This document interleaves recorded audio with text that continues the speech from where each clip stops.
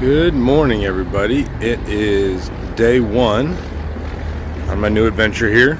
I will be captaining one of these boats here in this marina. Of course, I'm not allowed to share which one. But got here last night. Today is day one. Got a day or two of some maintenance stuff and just boat prep that we got to get ready. Get it provisioned, and then in a couple of days the owner's going to show up and we'll go out for a couple-day cruise, and kind of just our first one, but the plan is to get to go to some neat places on this boat. So I really don't know what to expect at all. Whole different thing, but I'll just enjoy the journey as I'm going.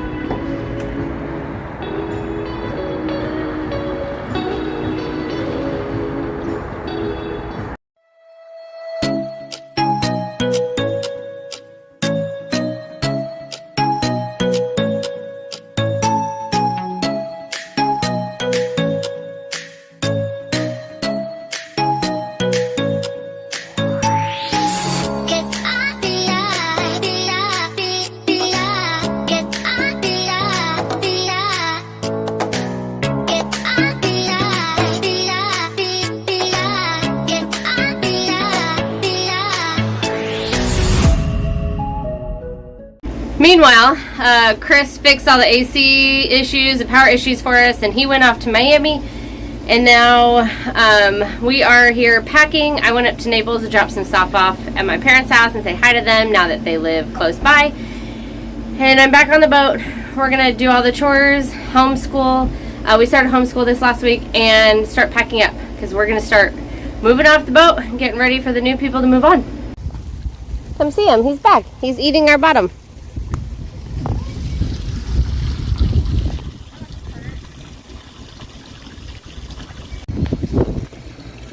There they are. Oh, there's 4. I told you there were.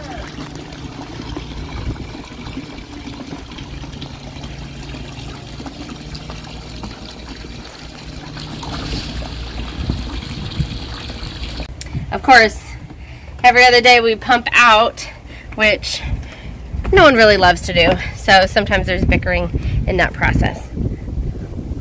But nonetheless, it gets done.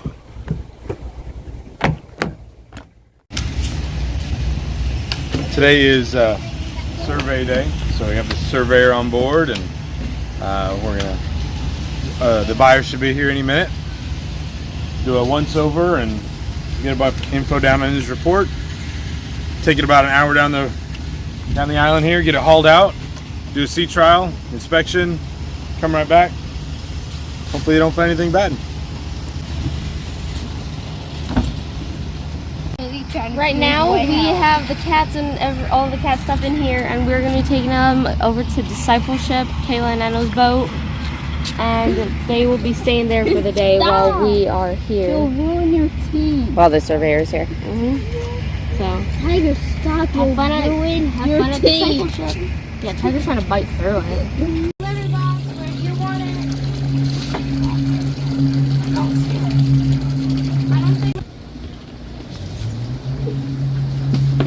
Like this outside. He is insanely heavy. They're all here. They have their litter box set up. They're Let's actually do food first. Phone. New smells. Take her. Not my Taylor, smells. you have to You have to hold her. Show her where her food Show her is. the food and litter. Cheddar.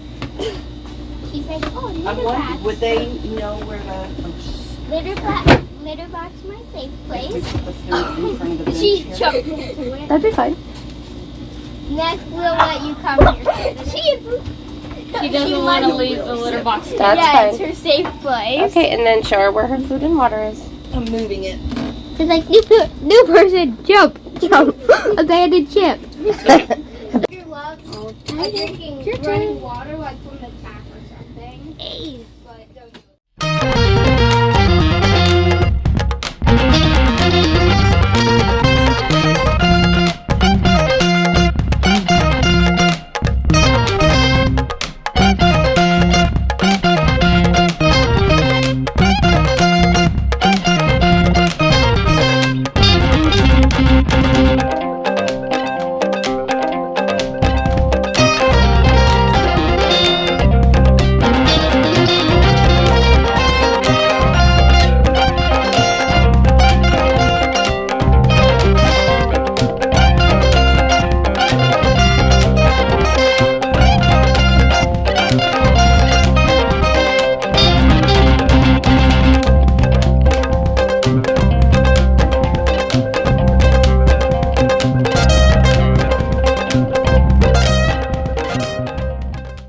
morning, everybody. Welcome to this week's edition of Talking from our aft.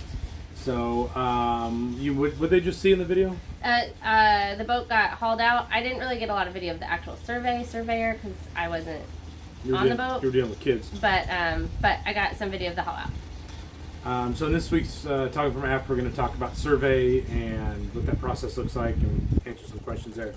But just to, in case you're wondering, those particular buyers for that survey passed on the boat. Just wasn't the right fit for them. So we've boats back on the market, and this is a pretty common thing. Part of the process. Part of the process, unfortunately. It sucks because it's 3 weeks of our life that we won't ever get back, just waiting on them to figure it out. And so it's kind of frustrating from the seller's point of view. But it is what it is. It's done. But I will say, so we can also kind of just touch on a little bit what we maybe were planning to do and how we made some arrangements and logistics, and now that's all changed. So you want to do the survey haul out first, or the? Yeah, that's fine. Okay. So survey, think of it like a home inspection, right? Mm-hmm. But it's for a boat. It's called a marine survey. And then you have another part of it that's called a sea trial. Because you can have a survey done on your boat, and inspector comes and the surveyor comes and they inspect the boat and go through a bunch of stuff, but they don't actually take the boat away from the dock. So a lot of times when you're going to do like an insurance will require you to have a survey done. They don't necessarily need a sea trial, but they want to know the condition of the boat, so you pay them to come in and do that. Usually when you're buying a boat, you do a survey and a sea trial, and you haul it out so you can get underneath the boat and look at everything under the waterline. So it's called an out-of-water survey. Yeah, because you can have an in-water survey. Again, usually that's just for insurance purposes. They want to get a quick look at the boat, and they have different prices. Usually it's based on how big the vessel is, and depending on how much work's involved. But the survey on a purchase is normally paid for by the buyer, because the buyer is getting it so they can, one, inspect it and understand what it is and know what they're buying, and two, they can then take that survey after they've purchased the boat and use it with their insurance company, because most insurance companies, especially with an older vessel, want to see usually a survey within the last year before they're willing to insure the boat. And then another reason why the buyers pay for it is because the buyers want the surveyor kind of on their side, quote unquote, right? Yeah, usually they'll hire it. Sometimes brokers, depending on who's involved, will recommend certain people or give you some options of people they know. But it's paid for by the buyer, and in reality, or in theory, the surveyor should be an independent person. Yeah. Their job is to tell you what the boat is. They're really not trying to kill the deal, because they're not going to get paid one way or the other if the deal goes through or not. You pay them in advance, and then here's what the boat is. Good, bad, and different. Honestly, most of them don't really care. Yeah. It is what it is. It's just their job, and they know their job is to be impartial, and they don't want to miss anything, so they're going to try and find everything they can. But on the flip side, they're not going to make stuff up either. And then sea trial, who drives the boat and how does that work? So then you've got your sea trial and your haul out, right? So they start the survey here in the marina, and they do a bunch of stuff for a couple hours, and then we take the boat out. We go over to the haul out location, the boat yard, where they'll lift it out of the water, and they usually leave you in the slings, and they tap on the bottom of the boat, and they check all the running gear. And we were out of the water for less than an hour. It's like 48 minutes total. It was pretty quick. That's why I missed putting it back in the water, because I ran to get everybody lunch. Yeah. And then Chris is like, don't even bother coming back. We're already back in the water. I was like, what? Well, the boatyard, when they go to lunch, they disappear for an hour. And the guy's like, I'm going to lunch. You want to go back in the water now, or you want to wait an hour? And we're like, let's go now. Yeah, I guess. So it worked out well. Yeah. Way better service than I'm used to at most boatyards. Yeah, I highly recommend them. Coral Bay Marina is great. Yep. But then the sea trial is from, like, as you're boating from the marina to the haul out. And so they're checking out all those things while it's underway. And then when we get put back in the water, they go through all the engine RPMs, which was pretty stressful for me, because I don't ever push my boat to max. I don't ever wide open throttle anything. But what was funny is so we normally cruise at what, 1,400? 1,600 RPMs, which it can go a lot higher, and we get about 8 knots. Yeah, 2450 is the max. So when we go max, how many knots did you pick up? A quarter or a half a knot or something like that. Not worth the fuel burn. Yeah. So if you have an older trawler, don't ever max it out. It's not worth the money. No reason. And the boat just squats. It was like this, and it just does this. And then you're just plowing through the water. And I will say, even though our buyers did back out, the survey actually, I thought, checked out really well. Our boat looked really good. It wasn't anything with that. It was, the boat did really well. And then who drives? Okay, so the seller is responsible for providing a captain because it's still the seller's boat. So they want to make sure that it gets operated safely. You can do it as the owner, which I did, or you can hire somebody. And a lot of times, if you have a listing broker involved, a lot of them will act as a captain because they are captains, just like I am, and they can move vessels as well. So depending on who's got the better driving experience, but it's the seller's responsibility to make sure if you're an absentee seller, you're not at the boat, you got to hire somebody or get your broker to do it for you if they're capable. And then the haul out is another fee you have to pay at the boatyard, and that again is paid for by the buyer. The buyer, because it's in their interest to get it hauled out. Yeah, they want to see the inspection underneath, and so you're going to pay for a survey, and you're going to pay for a haul out, and the seller, of course, is paying for the diesel to run the boat. And then how much is that normally? For again, it's based on where you're at in the country, and that's per foot. I think they charged like $600 some to pull the boat out, hang it in the slings, and then put it back in the water. And the survey, what do you say, is it $26 a foot? I have no remember. idea. But again, that's based on size, the type of boat, and how in-depth the survey is. Because there's the big full-day surveys with haul-outs and oil samples and stuff, and then there's just condition reports at the dock. So yeah, so that's the process. It went really well. So we'll do it again. So our plans, we really have no specific plans. We really are open to anything, but you know, we have a few things going on in the background. So I'm waiting for a timer. Sorry, my phone's about to beep. There you go. We have laundry going. So my parents also simultaneously are moving into their new build up in Naples, and so we were planning on going up to Naples for a couple months and just hang out with family, helping them move, get ourselves kind of transitioned back to land life, and then figure out from there where we were going to go.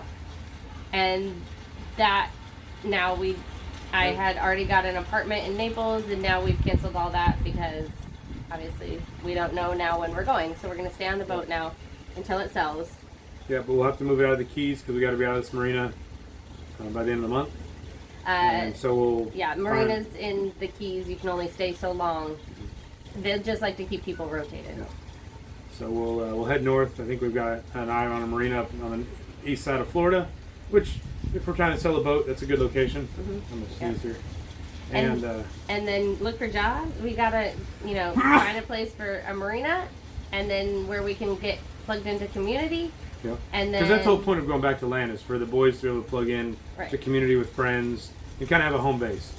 And like I said, I've got some gigs, some different things I'm working on, but I don't have any type of full-time job, so we don't know if I'm going to continue if the gigs, doing 2 or 3 of them are going to work out, and we'll make a living that way, or if I got to go get an actual, job or what. So we'll figure that out though when we get up there. Yep. It was a good summer, so we're blessed we were able to saved a lot. Saved a little bit of money so we can transition. Of course, with that savings, I have other plans. I want to go to like Costa Rica for a month, or buy land and an RV, and then just pop the RV and then travel on the RV. If we end up keeping our boat because nobody wants it, then maybe we'll just go back to the Bahamas. I'm pretty sure we're gonna have the boat sold in another few days. We'll have another contract on it. We still have lots of interest in it, so it's a great boat. It's a 47-foot trawler with 3 staterooms, and you need it or you don't. Yep. There's a big difference between a 2-stateroom trawler and the 3-stateroom trawler.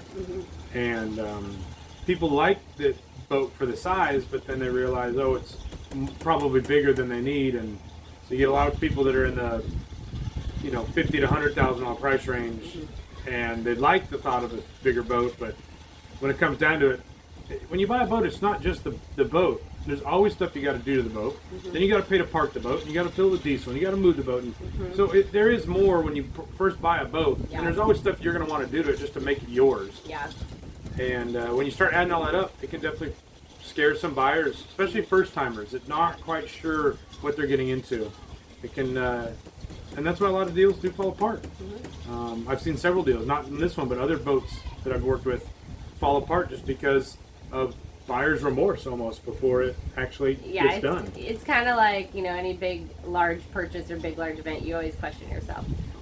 But then our plans, I don't know. I think we're kind of liking either the southwest Florida or mid-east Florida is kind of where we're looking at. Always by the water. We still have plans of maybe buying another boat to flip it, maybe buying another boat to travel in, go in with some friends. Yep. So we really don't know what we want indefinite, and we aren't done boating, and we're not maybe done living on the boat. We could be on the boat for another 6 months, so we're still going to continue to share what we're doing. I would say the main thing for us is we're just looking for opportunity, right? Yeah. We decided to not say no to any opportunities that come our way. We'll pursue everything until it's an obvious yes or no. Yep. And there's been some definite no's recently, so that's fine. We're not upset by it, but we're moving on. Go with the flow. You know what they say. What? Enjoy the journey. Thanks for watching, guys. Hope you have a great week. We'll see you next week.